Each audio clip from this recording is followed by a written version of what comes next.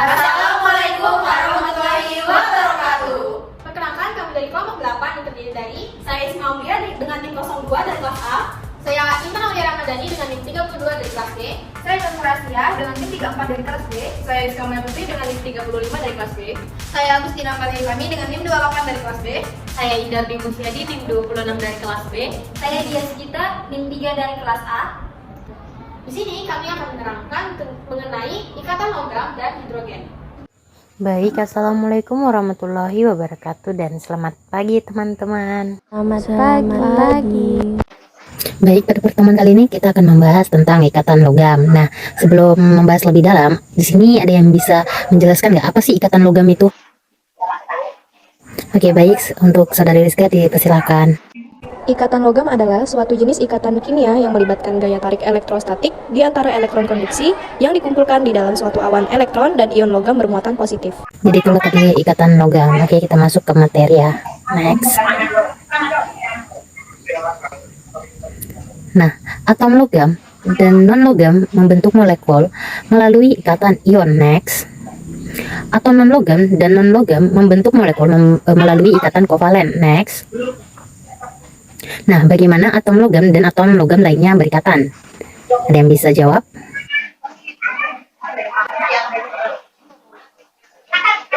Jadi, atom logam dan atom logam lainnya yang berikatan akan membentuk kristal logam yang dilihat sehari-hari seperti logam besi, tembaga, dan aluminium memiliki ikatan logam pada atom-atomnya seperti pada gambar. Oke, next. Selanjutnya kita akan membahas tentang teori yang menerangkan ikatan pada logam, yaitu teori lautan elektron dan teori pita. Nah, di sini kita akan membahas tentang teori lautan elektron. Oke, next. Jadi, teori ikatan logam pertama kali dikembangkan oleh Drude dan kemudian diuraikan oleh Lorentz sehingga dikenal dengan teori elektron bebas atau teori lautan elektron dari Drude-Lorentz. Oke, next. Unsur-unsur logam cenderung melepas elektron untuk mencapai kestabilan sehingga menghasilkan kation-kation logam. Nah, kation-kation logam dan elektron akan membentuk isi kristal. Oke, next. Nah, menurut teori lautan elektron, kristal logam tersusun atas kation-kation logam yang tidak bergerak dan dikelilingi oleh lautan elektron valensi yang bergerak bebas dalam kisi kristal. Jadi, kisi logam tersusun atas kation-kation logam yang tidak bergerak dan dikelilingi oleh lautan elektron valensi yang bergerak bebas dalam kisi kristal. Seperti pada gambar yang warna birunya itu dia bergerak bebas, sedangkan yang warna kuning itu dia tetap pada posisinya. Nah, ikatan yang terjadi antara kation-kation logam dan elektron inilah yang disebut dengan ikatan logam. Baik, kita masuk ke sifat-sifat logam, yaitu yang pertama ada sifat mengkilap logam, yang kedua konduktor listrik, yang ketiga konduktor panas, dan yang terakhir dapat ditempa. Yang pertama itu sikap mengkilap logam. Jika cahaya tampak visible jatuh pada permukaan logam, sebagian elektron valensi logam akan tereksitasi dan ketika kembali ke keadaan dasar akan membebaskan energi dalam bentuk cahaya ataupun kilat. Peristiwa inilah yang menimbulkan sifat mengkilap pada permukaan logam. Oke, next. Konduktor listrik. Seperti yang kita ketahui bahwa logam bersifat konduktor atau penghantar listrik yang baik. Lalu bagaimana teori lautan elektron menjelaskan fakta ini? Nah, dari hantar listrik pada logam disebabkan oleh adanya elektron valensi yang bergerak bebas dalam kristal logam. Jika listrik dialirkan melalui logam, elektron-elektron valensi logam akan membawa muatan listrik ke seluruh logam dan bergerak menuju potensial yang lebih rendah sehingga terjadi aliran listrik dalam logam. Oke, next. Konduktor panas.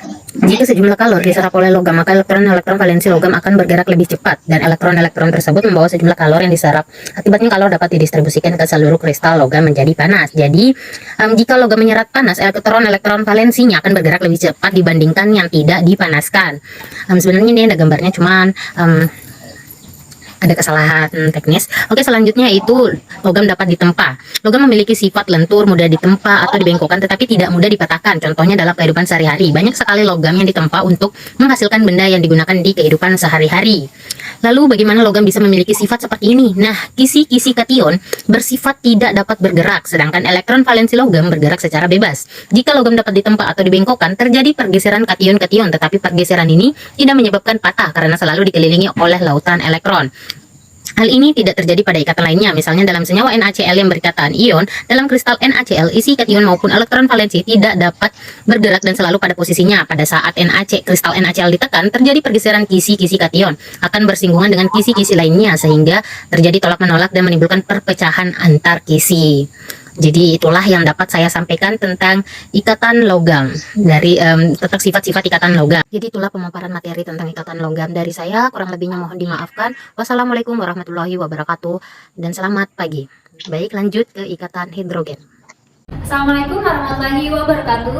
Halo semuanya. Jadi kali ini kita akan mempelajari mengenai ikatan hidrogen. Hidrogen merupakan atom yang paling sederhana. Kenapa bisa hidrogen itu dikatakan sebagai atom yang paling sederhana? Karena hidrogen hanya memerlukan satu atom saja untuk berada di tingkat kestabilan. Karena terdiri atas satu proton dan satu neutron, hidrogen terletak pada golongan 1 atau pada blok S dan berada pada periode 1.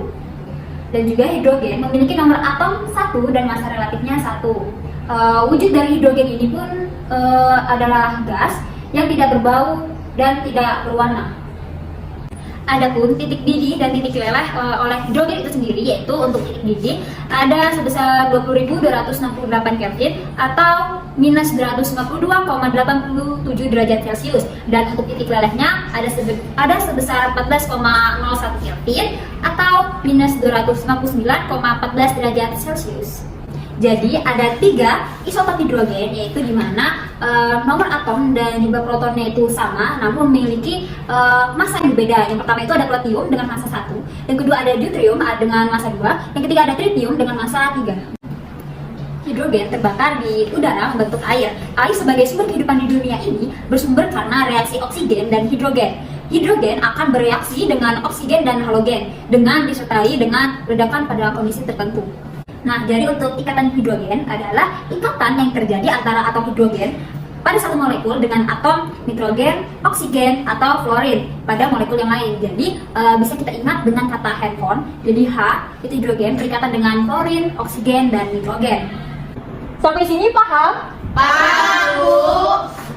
Ada 3 reaksi yang akan bereaksi dengan hidrogen sendiri. Yang pertama itu ada air, kedua ada asam, dan ketiga ada basa. Nah, ikatan hidrogen itu memiliki 2 sifat, yaitu sifat yang pertama itu adalah wujud cair, yang kedua adalah wujud padat. Nah, untuk wujud cair itu ikatan hidrogen antara satu molekul H2O dengan molekul H2O yang lain mudah putus. Nah, akibat gerak termal atom-atom H dan O, namun dapat tersambung dengan molekul H2O yang letaknya relatif lebih jauh. Kemudian sifat ikatan hidrogen yang kedua itu ada wujud padat, yang dimana ikatan hidrogennya itu lebih stabil karena energi termalnya itu lebih rendah dari energi ikatan hidrogen. Bagaimana adik-adik, sampai sini paham? Paham, Bu. Baik, itulah tadi pemaparan materi dari ikatan logam dan hidrogen. Sekian penjelasan dari kami, kurang lebihnya mohon maaf. Wassalamualaikum